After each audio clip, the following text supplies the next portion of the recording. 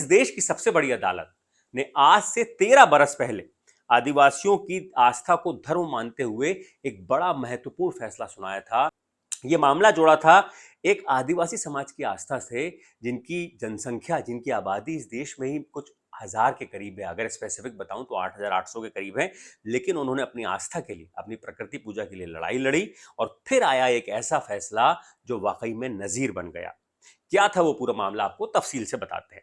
साल 2000 के दशक की शुरुआत, यानी आज से कोई 25 साल पहले, उड़ीसा में एक जो है प्राइवेट कंपनी को खनन का ठेका मिलता है। जिस इलाके में ये खनन होना था, वहां पर रहते थे या फिर आज भी रहते हैं वहां पर डोंगरिया कोंद आदिवासी समाज के लोग, जिनका अपनी जमीन और पहाड़ों प्रकृति से वैसा ही अटूट रिश्ता है जैसा इस देश के करोड़ों आदिवासियों का है।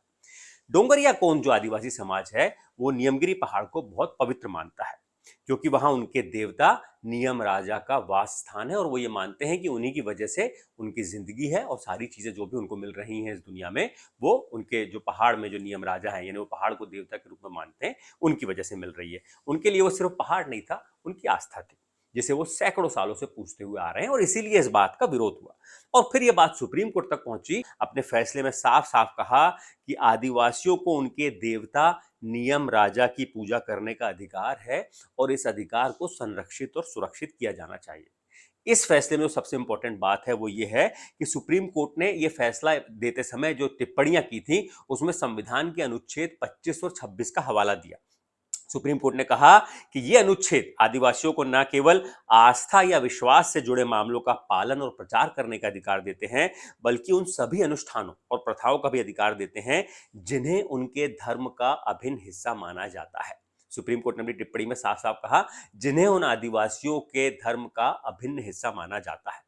इसके साथ सुप्रीम कोर्ट ने यह भी कहा कि जो परियोजना है, ये उनके धार्मिक अधिकारों, यानी उन आदिवासियों के धार्मिक अधिकारों, विशेषकर उनके देवता नियम राजा के पूजा के अधिकार को प्रभावित करती है, इसलिए इसकी रक्षा जरूर होना चाहिए। अदालत ने, आपने गौर किया होगा, संविधान के 2 अनुच्छेद का जिक्र किया। अगर उस बारे में आपको नहीं पता तो मैं आपको बताता हूं। जो अनुच्छेद और 25 और 26 इस देश के नागरिकों को क्या अधिकार देते हैं। जो संविधान का अनुच्छेद 25 है, वो भारत के किसी भी नागरिक को अपने धर्म को अबाध रूप से मानने, आचरण करने, यानी पूजा पद्धति, उसकी परंपराओं को मानने और प्रचार करने की आजादी देता है। यह आजादी संविधान का अनुच्छेद 25 ही देता है, और सुप्रीम कोर्ट ने इसी अनुच्छेद का हवाला दिया आदिवासियों के मामले में फैसला देते हुए। और जिस दूसरे अनुच्छेद का हवाला दिया वो है अनुच्छेद 26। जो अनुच्छेद 26 है, वो किसी भी धार्मिक संप्रदाय को धार्मिक कार्यों के प्रबंधन की आजादी देता है। यानी एक तरीके से यहां पर सुप्रीम कोर्ट ने उन आदिवासियों को एक अलग धार्मिक संप्रदाय माना और इसलिए उनके अधिकार की रक्षा की।